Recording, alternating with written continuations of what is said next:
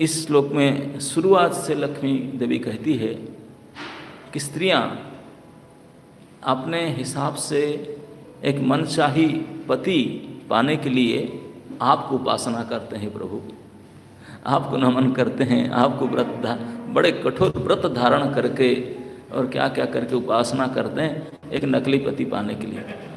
असली पति तो आप ही है, आप ही को बोलते हैं मुझे एक नकली दे दो। अब बताओ, आप जो ओरिजिनल उनके सामने जाकर बोलेंगे कृपा करो मुझे, क्या करो ना, मुझे एक नकली दे दो, वो बोलेगा अरे मैं असली बैठा हूँ।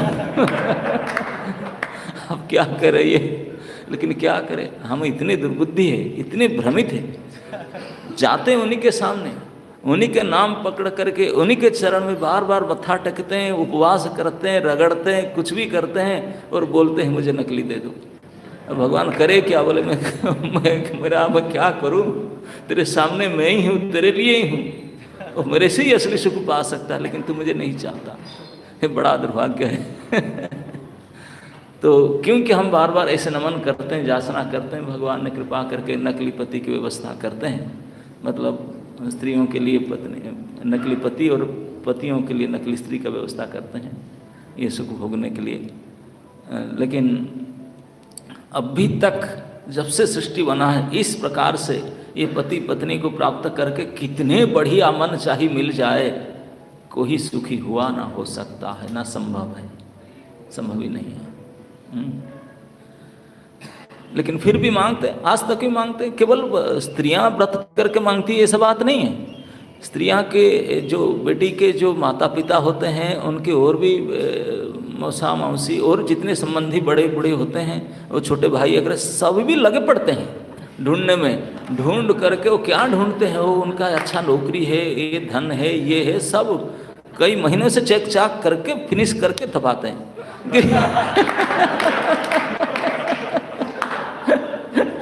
वो बेचारा क्या करे। वो तो बेचारी व्रत करती है, सपना देखती है।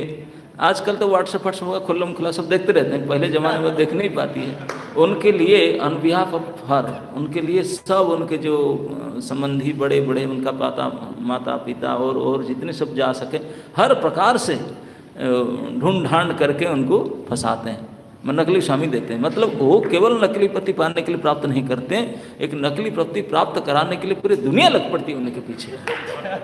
हाँ, हर प्रकार से तय करके, डेट फाइनल करके, लोन ले करके, कर्ज ले करके विवाह फेस्टिवल करते हैं। और क्या तान तोड़ धूम धड़ाका, एक एक इन्विटेशन कार्ड क्या छपाते हैं। मैं देखा हूँ लोग 40 लाख खर्च करके इतने परिपाटी से विशाल आडंबर से शादी की और 4 दिन नहीं टिका।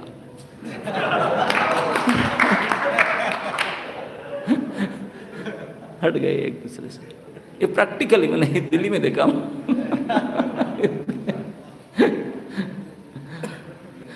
क्या क्या जी, मतलब भ्रम के कोई सीमा नहीं, मेरा कहना है।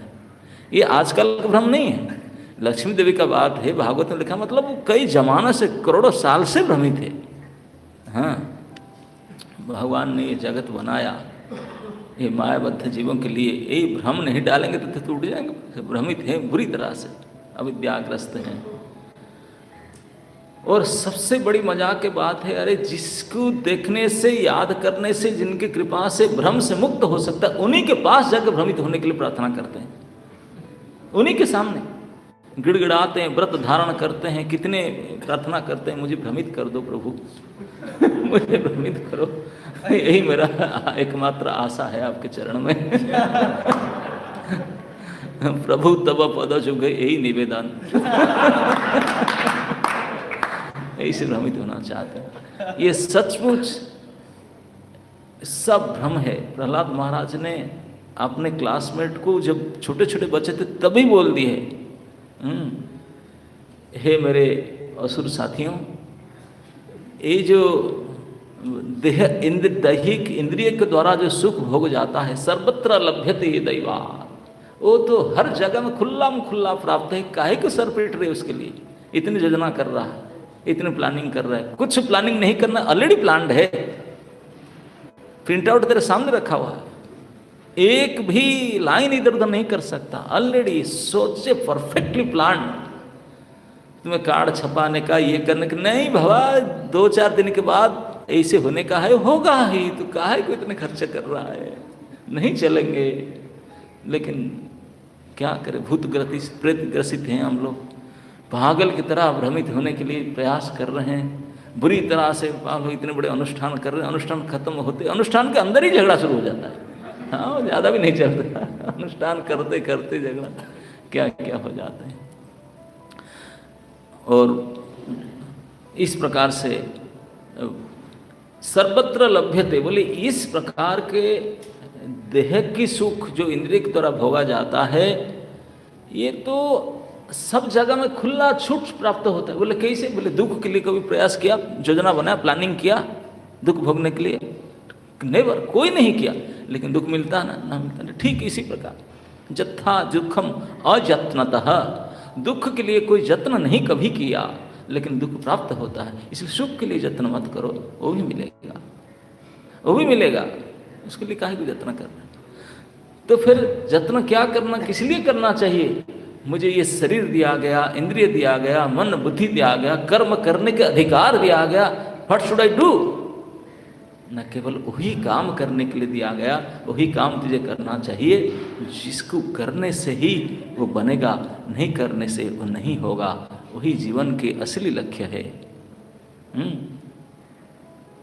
यही जीवन के असली लक्ष्य। प्रहलाद महाराज आगे ही बात कहते हैं कि तत्प्रयास न कर्तव्यो जथा आयु व्यय परम, ऐसे चेष्टा ऐसे प्रयास करो मत जिसमें केवल आपके थोड़ी बहुत जो लाइफ स्पान है, जो आयु है, ये यूजलेसली यूज हो जाए, बेकार का खत्म हो जाएगा। जथा आयु व्यय, बेकार आयु खत्म हो जाएगा इसी काम करके। वो जो पहले से रखा हुआ था उसके लिए काहे कि तू नहीं परिश्रम कर रहा है। ये जितने सुख भोग, इंद्रिय जनित सुख भोग, ऑलरेडी प्री प्लान, प्रीपेड है सब। उसके लिए तुझे पेमेंट करना, कोई काम करना जरूरत नहीं, सब परफेक्टली अरेंज्ड। फिर क्या करना चाहिए ना, वही कार्य तुझे करना चाहिए देह इंद्रिय और मन बुद्धि के द्वारा।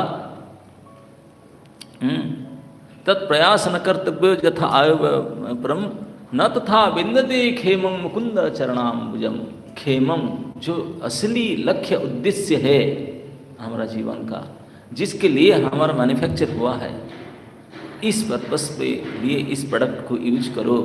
वो क्या है ना, मुकुंद चरणाम्बुजम, श्री भगवान के चरण कमल की प्राप्ति, इसी के अर्थ में हम लोग का बनावटी हुआ है। वही परम भोक्ता है, हम सब भोग्य हैं, उन्हीं के द्वारा भोगे जाने से हम परम सुखी होंगे, चरम सुख को प्राप्त करेंगे। उनके द्वारा भोगे जाने से, ये परम पति है। भगवान स्वयं डिक्लार करते हैं, गतिर भर्ता प्रभु साखी निवास शरणम सुहृत निधानम परम स्थानम। एक एक वार्ड में जोर दे देकर बोलते हैं, मैं गति हूँ, भर्ता हूँ, निवास हूँ, शरण हूँ, साखी हूँ, मैं एवरीथिंग मैं ही हूँ। लेकिन फिर भी हम बोलते हैं कि हाँ, आप बोलते रहते हैं लेकिन मुझे दूसरा चाहिए।